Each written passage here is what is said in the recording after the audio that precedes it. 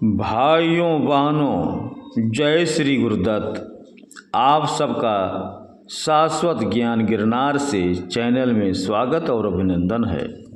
भाइयों बहनों, बद्रीनाथ के धार्मिक महत्व के विषय में तो हम सभी जानते हैं।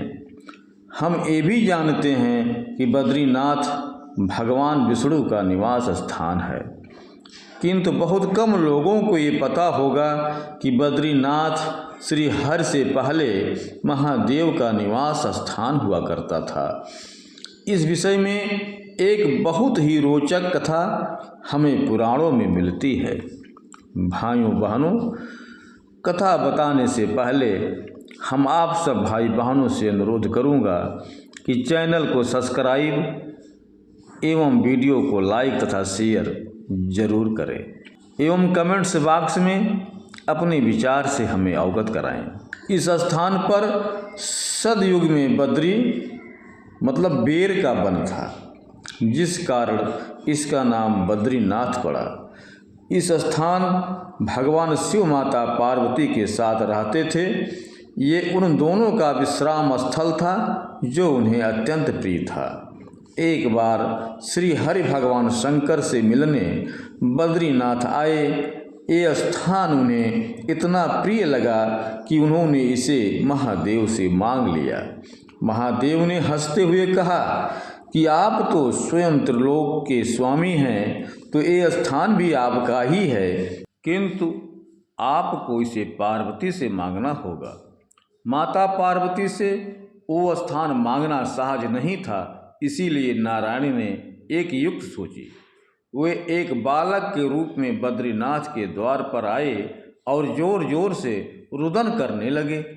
जब माता पार्वती ने एक बालक का रुदन सुना तो उनसे रहा नहीं गया और उन्होंने बाहर आकर उसे गोद में ले लिया और अंदर आ गईं।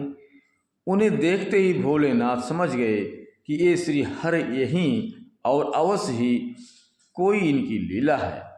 उन्होंने माता पार्वती से कहा कि इस बालक को द्वार पर ही छोड़ आओ, थोड़ी देर में ये स्वतः ही चला जाएगा। तब माता पार्वती ने कहा, इतना छोटा बालक अकेला कहाँ जाएगा, इसे यहीं रहने दीजिए।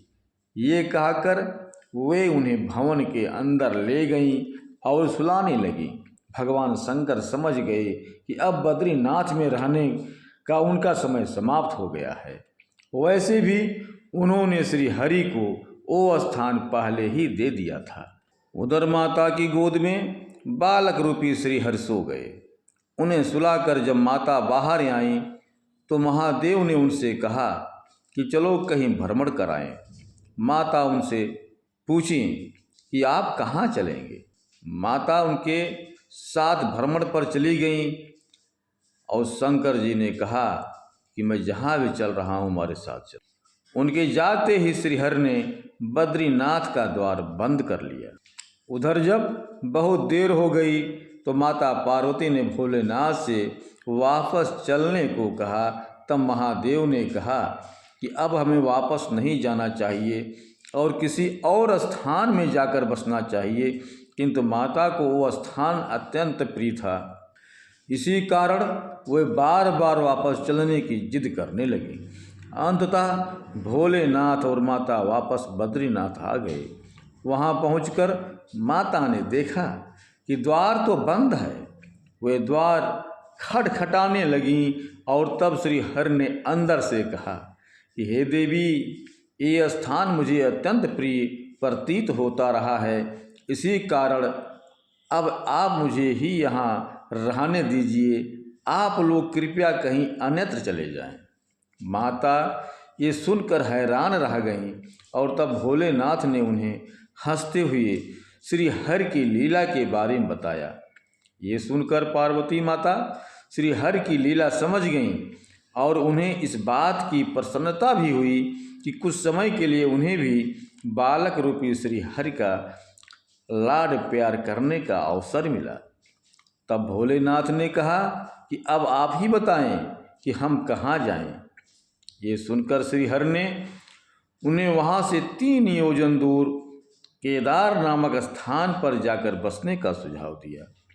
तब महादेव माता सहित केदारनाथ चले गए और वहाँ केदारनाथ ज्योतिर्लिंग के रूप में स्थापित हुए। उस दिन से ही श्री हरि बद्रीनाथ में और महादेव केदारनाथ में स्थित हो गए। ऐसी मान्यता है कि जो कोई भी इनमें से किसी एक भी तीर्थ पर जाता है उन्हें श्री हरि और महादेव दोनों का आशीर्वाद प्राप्त होता है। जो व्यक्ति इन दोनों तीर्थ के दर्शन करता है उसे अवश्य ही मोक्ष की प्राप्ति होती है।